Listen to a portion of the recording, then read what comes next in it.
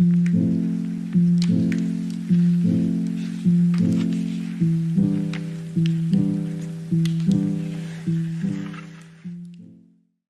up, what up, what up?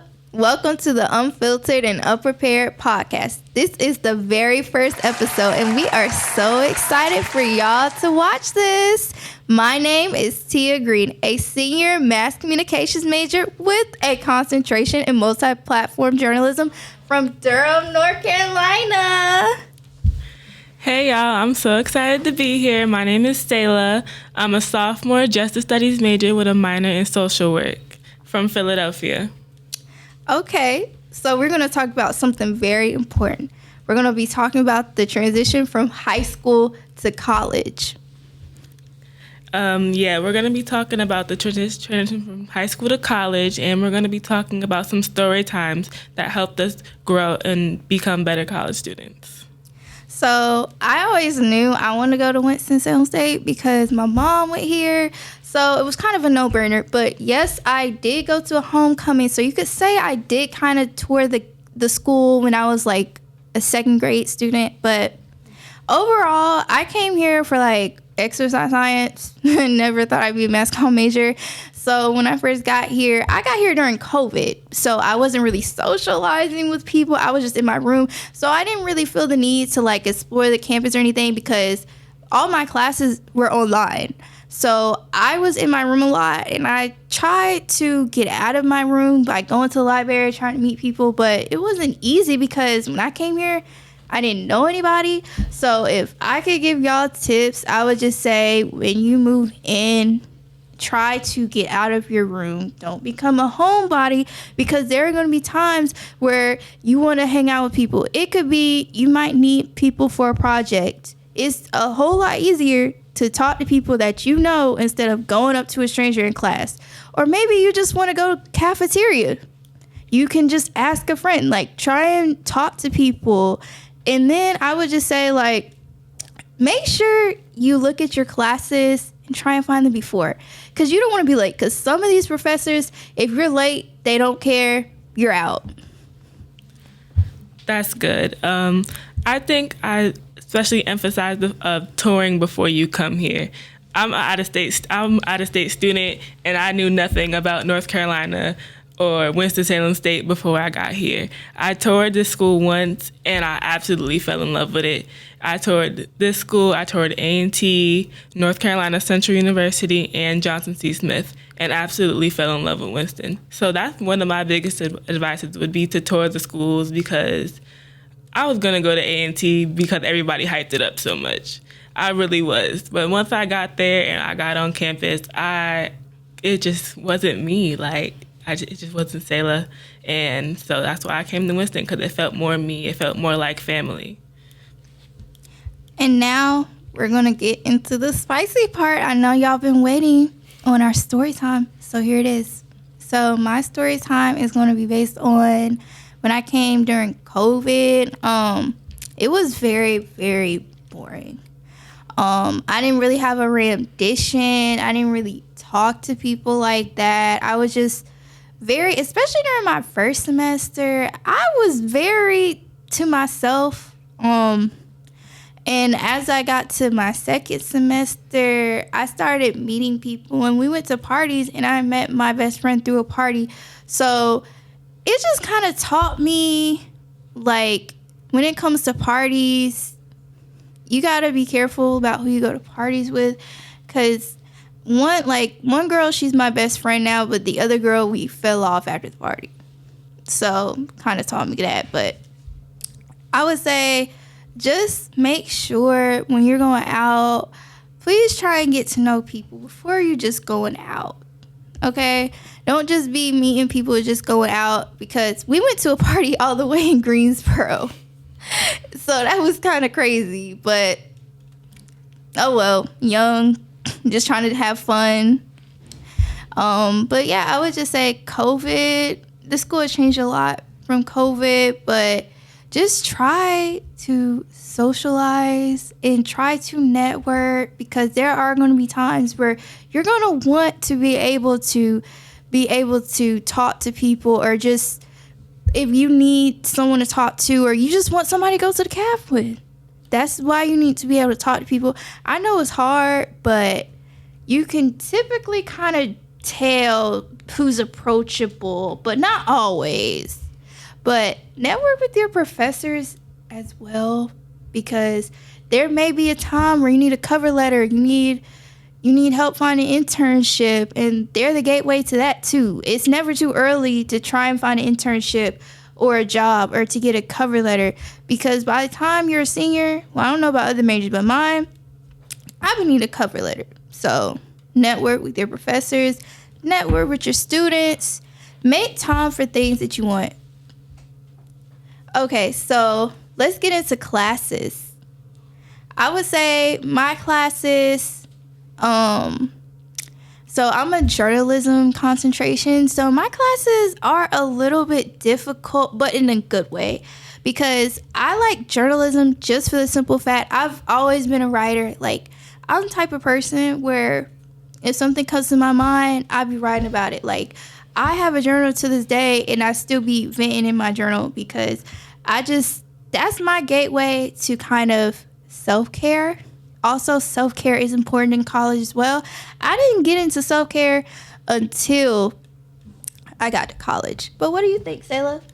I think self-care is extremely important, especially moving into college, especially being by yourself. Like, there's no more mom and dad to take care of you. There's no more grandma to make sure your clothes is washed. Like, everything is on you now. Like, you're feeding yourself, you're cleaning yourself, you're washing your own clothes, you're making sure you're changing your own bed sheets. That's all on you now that you're in college. So I feel like self-care and like actually prioritizing things that need to be prioritized is extremely important, because nobody's going to sit there and hold your hand through college. This is a high school. You will drop, they will fail you, and you will not go on. Like, nobody's going to sit there and force you to make you go on.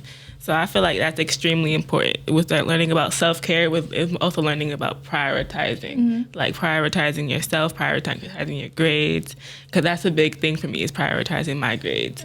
I don't play about my grades, and I feel like a lot of students just take college as just parties and all that other stuff, but really it's about focusing on your career.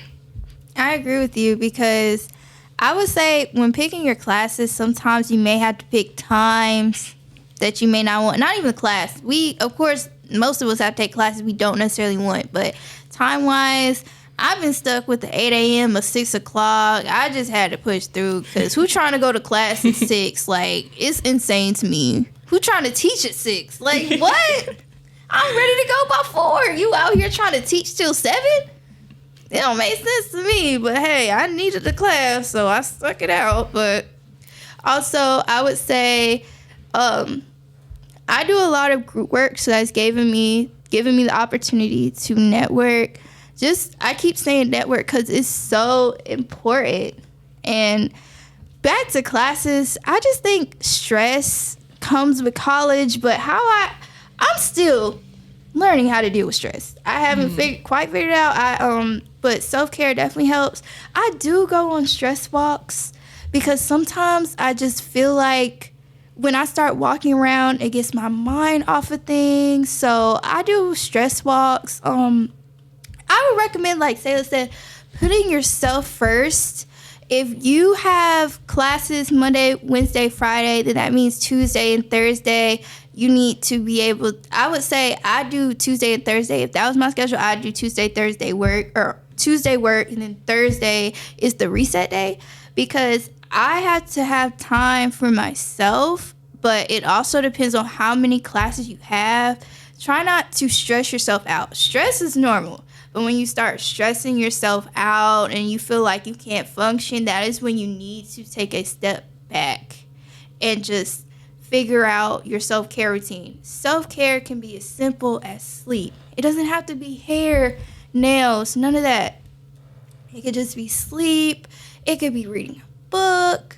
It could just be watching something. What do you think about meeting people on campus? Meeting people on campus was hard for me at first.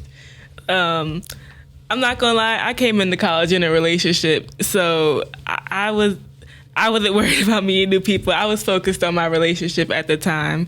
So, and I feel like I should have, even though I was in a relationship, I should have tried to get to know people more, because I wasn't really focused. I mean, I knew my roommate and people who lived in my dorm, but I really wasn't focused on getting to know people in my classes. But I feel like that's why I'm so shy now, because I'm just now breaking out of that shell of meeting new people in my classes, going up to people, talking to people, like, you know, like if it's a group project, I'm gonna sit there and wait for somebody to come up to me.